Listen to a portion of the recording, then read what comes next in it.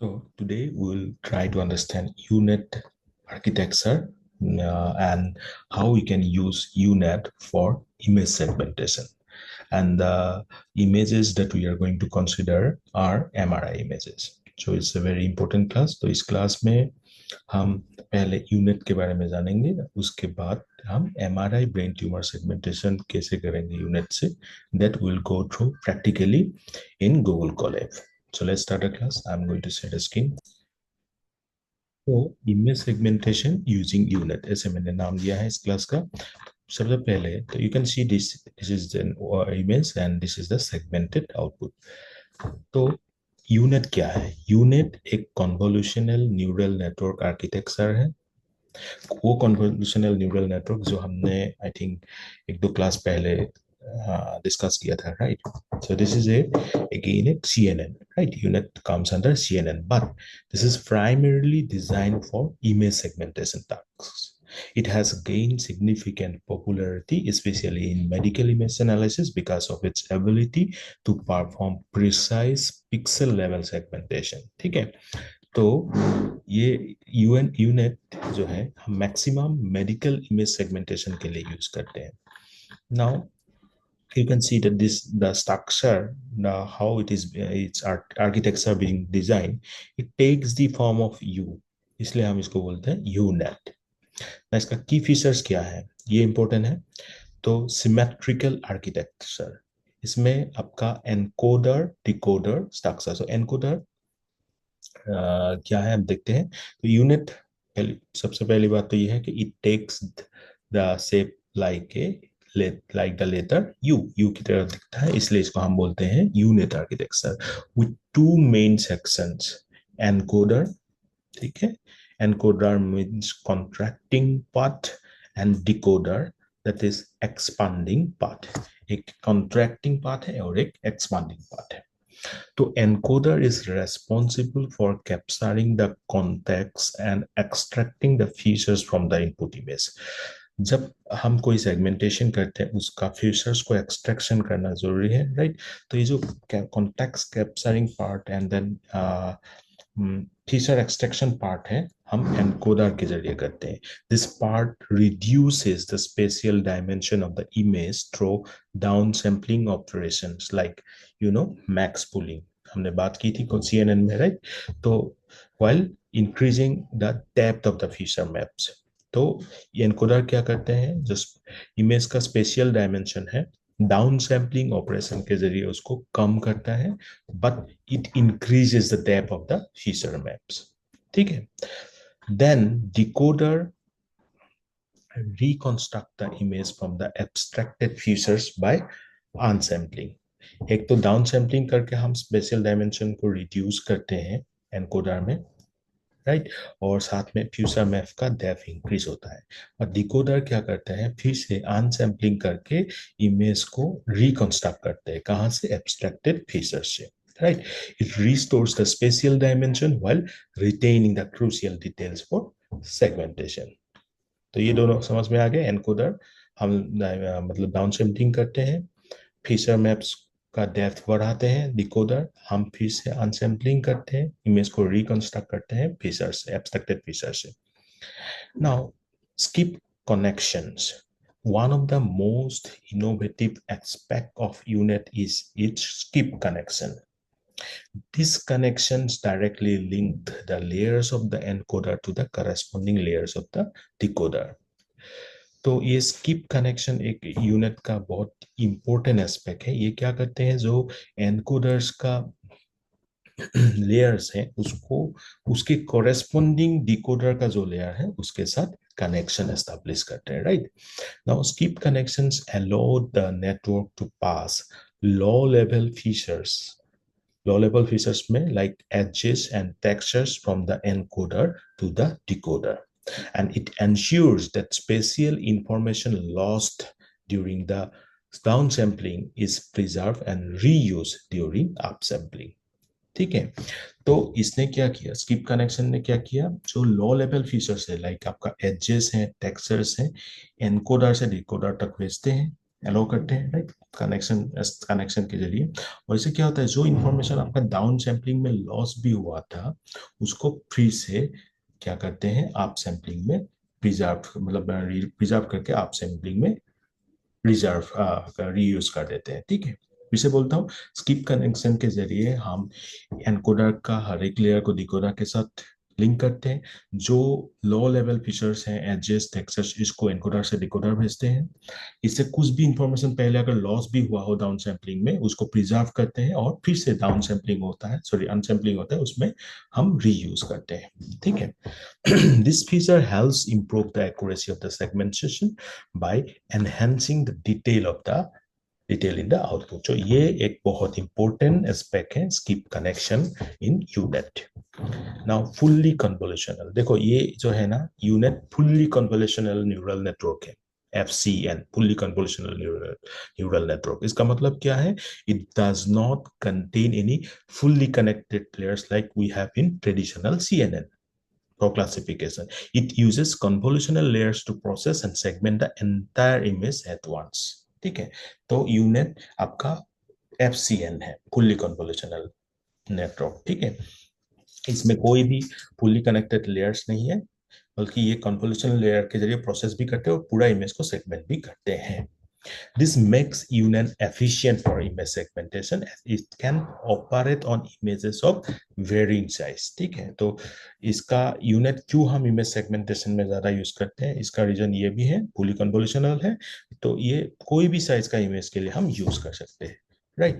Localization and precision due to its ability to capture both the high level context, encoder के जरिए हम क्या कर रहे हैं, हाई लेवल कॉन्टेक्स्ट को कैप्चर कर सकते हैं, and precise low level details Bhaya skip connection. Low level details मतलब एडजस्ट हो गया, टेक्सचर्स हो गया, ये स्किप कनेक्शन के जरिए हम उसको प्रिजर्व कर सकते हैं। तो इसीलिए UNet is specially use for the task requiring accurate localization of objects within an image, like we have to do in the case of medical image segmentation. तो क्वेश्चन आ सकता है कि मेडिकल इमेज सेगमेंटेशन में हम unit क्यों use कर सकते हैं। इसका फर्स्ट फीचर तो ये है एनकोडर, जिसमें हम हाई लेवल कॉन्टेक्स्ट को कैप्चर कर सकते हैं, राइट। एंड जो लो लेवल डिटेल्स हैं वो भी बहुत इंपॉर्टेंट है, क्योंकि एडजस्ट के जरिए ही हम कोई भी, सपोज हमारा जो रीजन ऑफ इंटरेस्ट है लाइक ट्यूमर है, suppose there are many cases, accordingly we may have their different needs of locally isolating the objects, right. तो इन सच केसेस, क्योंकि ये लो लेवल डिटेल्स को भी प्रिजर्व कर रहा है, हाई लेवल डिटेल्स को भी प्रिजर्व कर रहा है, तो ये मेडिकल इमेज सेगमेंटेशन के लिए बहुत इंपॉर्टेंट है, क्योंकि मेडिकल इमेज सेगमेंटेशन में हमें पूरा इमेज के साथ साथ जिस एरिया में हम फोकस करते हैं उसको लोकलाइज करना बहुत इंपॉर्टेंट होता है। तो इसीलिए हम यूनिट वहां पे यूज करते हैं इमेज, मेडिकल इमेज सेगमेंटेशन। जैसे इस पर्टिकुलर प्रैक्टिकल में भी मैं आपको दिखाऊंगा। तो ये कैसे काम करते हैं, एनकोडर आपने देख लिया, कॉन्ट्रैक्ट करते हैं, right? The encoder consists of a repeated applications of two convolutional layers with ReLU activation. You know the ReLU activation function we discussed in the last class, followed by max pooling for downsampling. Okay. So then this process reduces the spatial dimension, width and height of the image, while increases the depth. Depth means number of feature channels. Okay. And the deeper layer captures more abstract features like overall shape and structure of objects. तो ये हो गया आपका encoder के बारे में, ठीक है। बस एक चीज ध्यान रखना, ये डाउन सैम्पलिंग करते हैं, राइट। ये कॉन्ट्रैक्ट करते मतलब रिड्यूस करते हैं स्पेशल डायमेंशन को, बट डेप्थ को बढ़ा देते हैं, राइट। जिसके कारण हमें we can capture more abstract features, like then next thing is that deepest part of it is the bottleneck layer. Why? Because it captures the most abstract representation of the image before unsampling begins. So unsampling, ठीक है, upsampling होने से पहले आपने देखा कि encoder में हमने क्या किया, डाउन सैम्पलिंग किया था, राइट। आप फिर से रिकॉन्स्ट्रक्ट करना है, sorry upsampling, I forgot to take pronounce it. Okay, anyway upsampling होने से पहले ये क्या करते हैं, आपको जो मतलब एब्स्ट्रैक्ट रिप्रेजेंटेशन है उसको कैप्चर करते हैं, राइट। ये बोतल नक लेयर और इसलिए ये एक प्रिसाइज इंफॉर्मेशन को कैप्चर कर पाते हैं, right. This layer is where the network learns to understand the global context of the image.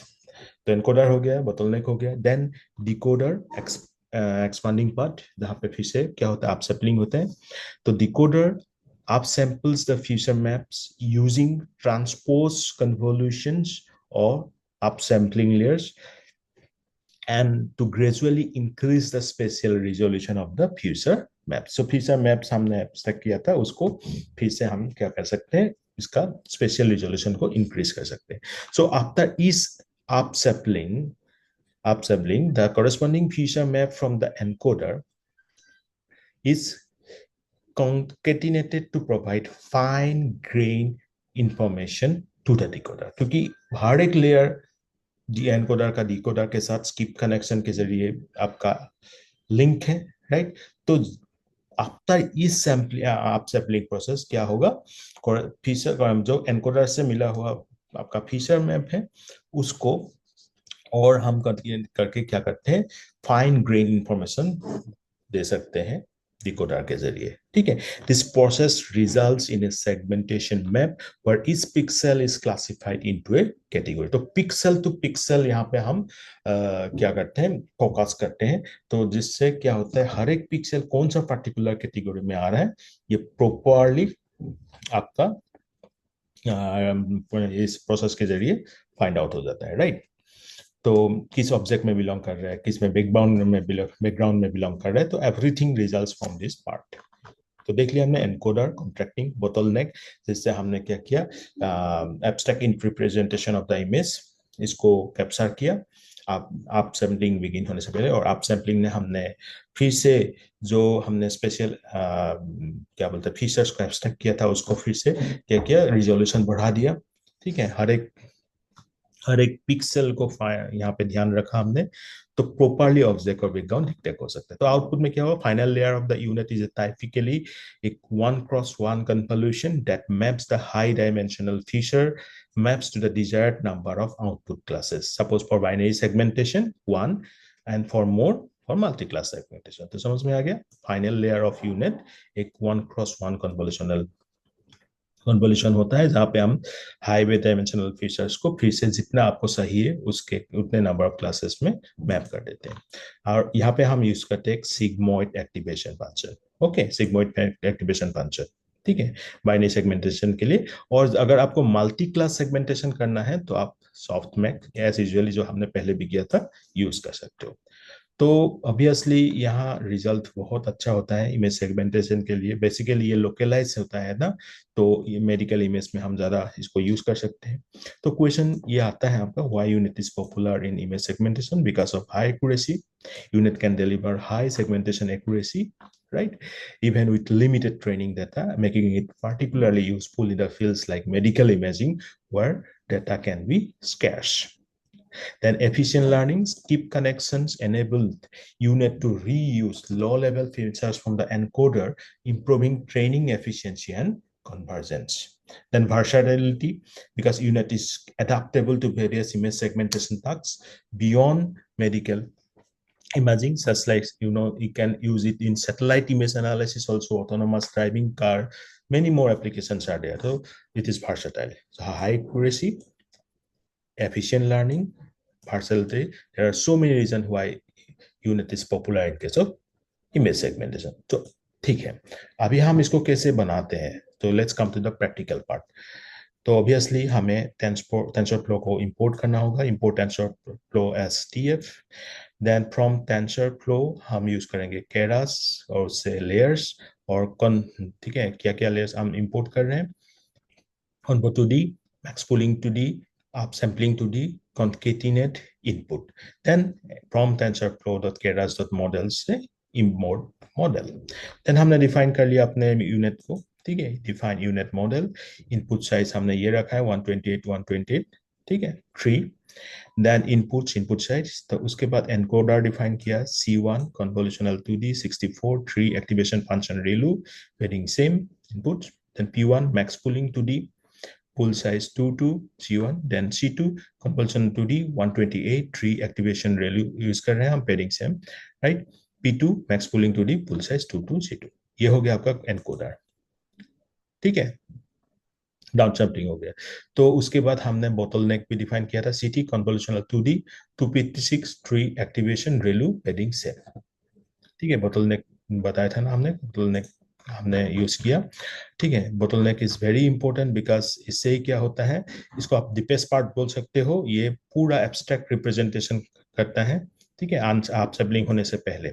हाँ, then we have defined the decoder part. Decoder part, what we have to do, say we have defined the upsampling, then concatenation, then this concatenation U4 C2 axis -1, then C4 convolutional 2D 128 3 activation ReLU padding same, then upsampling 2D size 22 C4 concatenate U5 C1 axis -1, and then C5 convolutional 2D 64 3 activation फिर हमने ReLU padding same. ठीक है, ये हो गया रिलू. हाँ, रिलू हम यहाँ पे यूज कर रहे हैं. ठीक है, नाउ आउटपुट्स को हमने कन्वोल्यूशनल 2D 1x1 बाइनरी के लिए हमने सिग्मॉइड एक्टिवेशन फंक्शन यूज किया. यहाँ पे हमने आउटपुट को बाइनरी सेगमेंटेशन करके दिखाया है, तो यहाँ पे हमने यूज किया है sigmoid activation function 1x1 sigmoid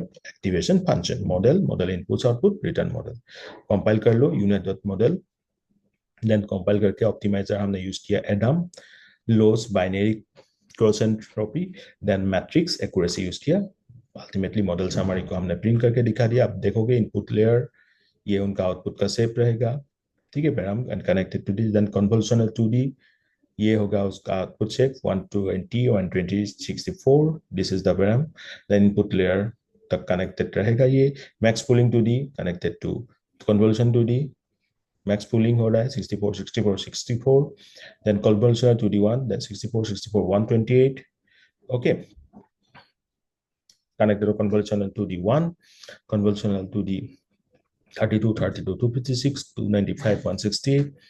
आप सैम्पलिंग देख सकते हो, ये आप लोग एक बार देख लेना. कॉन्केटिनेट कर रहे हैं हम 64 64 384.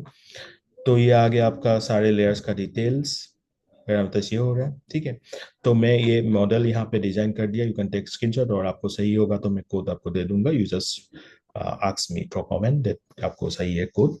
Alright, then I will give it. तो हमने ये पार्टिकुलर जो यूनिट डिफाइन किया है, इसको डिफाइन किया है हमने एमआरआई ब्रेन सेगमेंटेशन के लिए. रन कर लिया हमने, देखो ये घूम रहा है, that is it is being run. Okay, ठीक है, ये हो गया, डिजाइन हो गया. अब यहाँ पे चूज फाइल आ गया, you have to select one file. तो मैं, ठीक है, एक इमेज दे देता हूँ, MRI brain image of type this लोमा. ठीक है, ये आ रहा है सेगमेंटेशन. ओके, फिर से हम एक लेते हैं. आपको देखो, you have to work properly, means glioma का हमने लिया था, अभी से पिट्यूटरी से हम लेते हैं. तो मॉडल को और रिफाइन करने के लिए आपको और काम करना पड़ेगा, but this is the basic model. इसके ऊपर कितना रिफाइन करना है, it totally on you. Okay, so it gives the output like this. This is the segmented output. So this is all about unit. I hope अब इसका पूरा methodology और कैसे हम इसको गूगल कोलैब में इम्प्लीमेंट किया समझ में आ गया होगा आपको. ठीक है, if you have any doubt then please ask me.